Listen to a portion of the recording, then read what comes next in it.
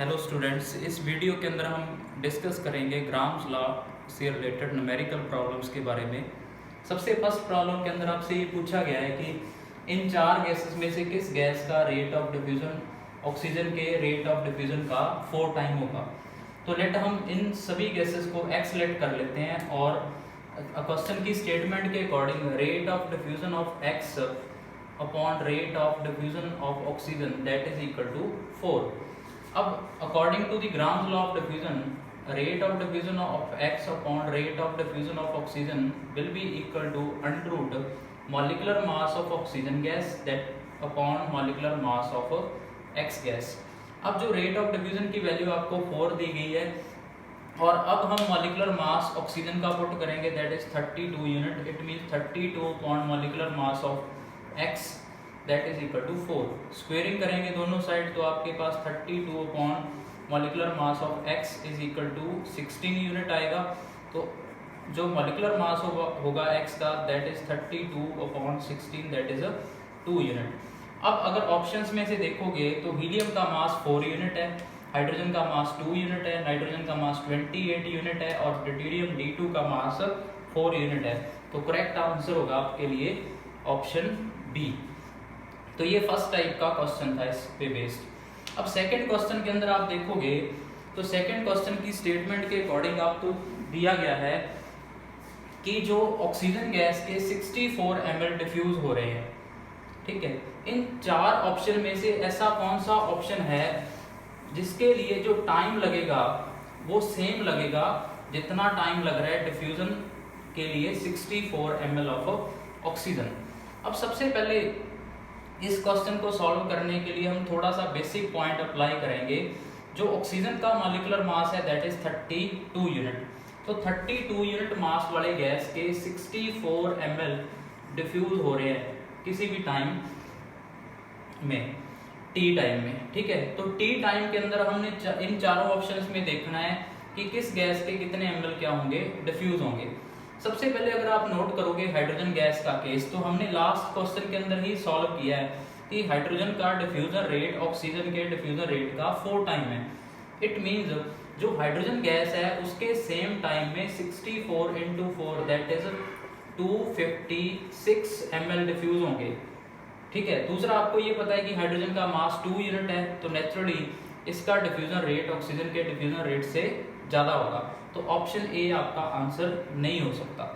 अब option C देखोगे, अगर आप ऑप्शन सी में आपको दिया गया है कार्बन डाइऑक्साइड। कार्बन डाइऑक्साइड का मास है 44 यूनिट। तो सेम टाइम में 44 यूनिट वाला CO2 ज़्यादा वॉल्यूम डिफ्यूज नहीं कर सकता क्योंकि ऑक्सीजन का जो मास है दैट इज 32 यूनिट। तो एक हायर मॉलिक्यूलर मास के गैस का रेट ऑफ डिफ्यूजन लोअर वाले से ज़्यादा नहीं हो सकता सेम टाइम के अंदर। तो ऑप्शन सी भी आपका कट हो गया। अब आपके पास ऑप्शन 2 बचे हैं, बी और डी। अब बी ऑप्शन में आपको नाइट्रोजन दिया गया है, तो नाइट्रोजन का मास है 28 यूनिट, ऑक्सीजन का मास है 32 यूनिट। तो नेचुरली जो नाइट्रोजन की अमाउंट डिफ्यूज होगी सेम टाइम में वो ज़्यादा होगी और आपको ऑप्शन में भी 64 ml से वैल्यू ज़्यादा दी गई है। और दूसरा ऑप्शन है SO2 का केस। तो SO2 का केस जो ऑप्शन डी में है, SO2 का जो मास है दैट इज 64 यूनिट। तो 64 यूनिट मास ऑक्सीजन के मास से ज़्यादा है तो वॉल्यूम कम डिफ्यूज होगा और आपको स्टेटमेंट में दिया भी कम गया। तो दोनों के लिए आप क्या करोगे, सॉल्व करोगे। तो मैं सॉल्व कर रहा हूँ SO2 के लिए। तो rate of diffusion of oxygen gas upon rate of diffusion of SO2 gas that is equal to, अब अगर आप देखोगे आपको टाइम सेम दिया गया है और हमें पता है कि जो रेट ऑफ डिफ्यूजन होता है गैसेस का that is volume diffuse in given time.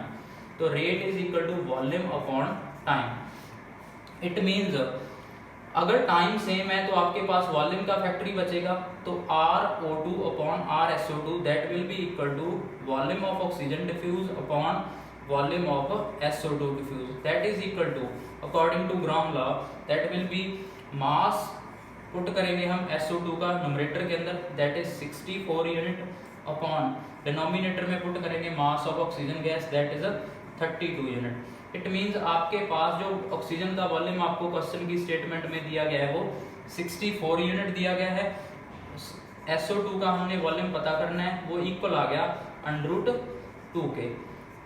It means जो वॉल्यूम ऑफ SO2 डिफ्यूज होगा दैट विल बी 64/√2। अब √2 की वैल्यू होगी 1.414, और जब आप 64 को 1.414 से डिवाइड करोगे तो आपके पास वैल्यू आएगी 45.24 ml। इट मीन्स जो करेक्ट ऑप्शन होगा आपका वो होगा डी। तो ये सेकेंड टाइप का क्वेश्चन था जिसके अंदर सेम टाइम में दो डिफरेंट गैसेस के डिफरेंट वॉल्यूम्स क्या हो रहे थे, डिफ्यूज हो रहे थे। अब अगर आप थर्ड क्वेश्चन की स्टेटमेंट देखो तो आपको कहा गया है कि एक गैस है जिसका जनरल फार्मूला CnH2n+2 है, मींस गैस अल्केन सीरीज का है, वो पोरस प्लग से डिफ्यूज हो रहा है और उसके डिफ्यूजन का रेट हाइड्रोजन के डिफ्यूजन रेट का 1/6 है। It means rate of diffusion of hydrogen upon rate of diffusion of CnH2n+2 is equal to 6। अगर हम इस फॉर्मूले का मॉलिक्यूलर मास पता कर लें by using grams law of diffusion, तो हम इस जनरल फार्मूला वाले गैस का मॉलिक्यूलर फार्मूला पता कर सकते हैं। अब सबसे पहले अगर हम grams law of diffusion apply करें तो 6 की जो 6 वैल्यू दी गई है वो होगी equal to the molecular mass of CnH2n+2, वो आएगा न्यूमरेटर में, तो हम उसको लिख लेते हैं molecular mass of gas x, और डिनोमिनेटर में जाएगा molecular mass of hydrogen that is 2 unit. अब स्क्वेयरिंग करेंगे दोनों साइड तो 36 is equal to molecular mass of x upon 2, तो मॉलिक्यूलर मास जो x का आ गया दैट इज 72 यूनिट। तो अब इन फॉर्मूलाज में से आपने ऐसा चेक करना है जिसका मास 72 यूनिट है, तो क्लियरली जो ऑप्शन सी है उसमें जो मास है दैट इज 72 यूनिट, क्योंकि 5 carbon 12 × 5 plus 1 × 12 that is 72 unit. तो करेक्ट ऑप्शन होगा आपके पास ऑप्शन सी। अब क्वेश्चन 4 में देखोगे ये एप्लीकेशन है basically Graham's law of diffusion की, कि किन under same condition which of the following pair of gases will be most easy to separate by the diffusion process. अब डिफ्यूजन प्रोसेस के थ्रू वही गैस क्या होंगे, सेपरेट होंगे जिनके रेट ऑफ डिफ्यूजन का डिफरेंस ज्यादा होगा। अब रेट ऑफ डिफ्यूजन का डिफरेंस किन गैसेस का ज्यादा होगा, जिनके मोलर मासेस की रेशियो क्या होगी, हाई होगी, जब हम मोलर मासेस की रेशियो निकालेंगे। तो अगर आप फर्स्ट ऑप्शन में देखो, अगर आप rate of diffusion of oxygen और नाइट्रोजन को कंपेयर करें तो पहले हम कंपेयर करेंगे उनके मॉलिक्यूलर मास को, इनकी रेशियो आएगी 32.28।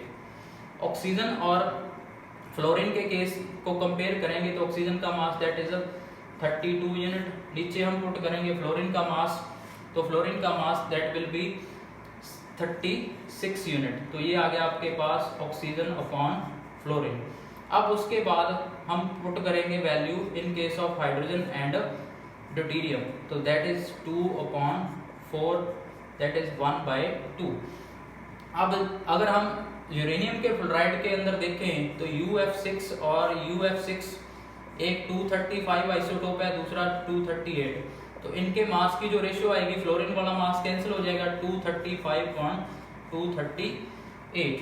तो अगर आप मॉलिक्यूलर मास से रेट ऑफ डिफ्यूजन निकालेंगे तो सबसे ज्यादा जो डिफरेंस आएगा रेट ऑफ डिफ्यूजन का वो इस केस में आएगा, क्योंकि हाइड्रोजन के रेट ऑफ डिफ्यूजन ड्यूटेरियम के रेट ऑफ डिफ्यूजन से आपके पास √2 टाइम ज्यादा आएगा अगर हम फार्मूला अप्लाई करें, दैट इज 1.414 यूनिट। बाकी सभी केसेस में कंपैरेटिवली रेट ऑफ डिफ्यूजन क्या है, स्मॉल डिफरेंस का है। तो सबसे ज्यादा जो डिफरेंस मिलेगा आपको वो किस केस में मिलेगा, हाइड्रोजन और ड्यूटेरियम के केस में, क्योंकि ड्यूटेरियम का मास हाइड्रोजन के मास का डबल है। तो जो रेट ऑफ डिफ्यूजन की रेशियो होगी दैट विल बी 1.414। तो सबसे इजी सेपरेशन किसका पॉसिबल है, इस पेयर का, that is H2 and D2। अब फिफ्थ क्वेश्चन में भी सेम कंसेप्ट अप्लाई होगा। आपको रेट ऑफ डिफ्यूजन का ऑर्डर पूछा गया है SO3, CO2, PCl3 और SO2 के बारे में। तो जिस गैस का मॉलिक्यूलर मास हाई होगा उस गैस का रेट ऑफ डिफ्यूजन क्या होगा, स्लो होगा। तो अगर हम मॉलिक्यूलर मासेस के बेस पे चेक करेंगे तो सबसे ज्यादा जो मॉलिक्यूलर मास होगा वो देखना है हमने, SO3 का जो मॉलिक्यूलर मास है दैट इज 32 प्लस ऑक्सीजन का काउंट करोगे आप 48 यूनिट दैट इज 80 यूनिट। उसके बाद CO2 के केस में 12 प्लस 32 दैट इज 44 यूनिट। उसके बाद में PCl3 PCl3 के केस में 3 क्लोरीन है तो 3 × 35.5 प्लस फॉस्फोरस का मास पुट करेंगे हम 30 यूनिट, तो वो आएगा आपके पास 105.5 unit plus 30 unit that is 135.5 unit. अब उसके बाद जो नेक्स्ट केस दिया हुआ है वो है SO2 का, तो SO2 के केस में आएगा 32 + 32 दैट इज 64 यूनिट। तो सबसे ज़्यादा मास है PCl3 के केस में, तो इसका रेट ऑफ डिफ्यूजन होगा सबसे स्लो। उसके बाद हायर मास वाला है SO3, उसका रेट ऑफ डिफ्यूजन PCl3 से ज़्यादा होगा। उसके बाद आएगा SO2, इसका मास है 64 यूनिट। सबसे कम है CO2 का 44 यूनिट। इट मीन्स सबसे फास्ट डिफ्यूज करेगा CO2 सिस्टम।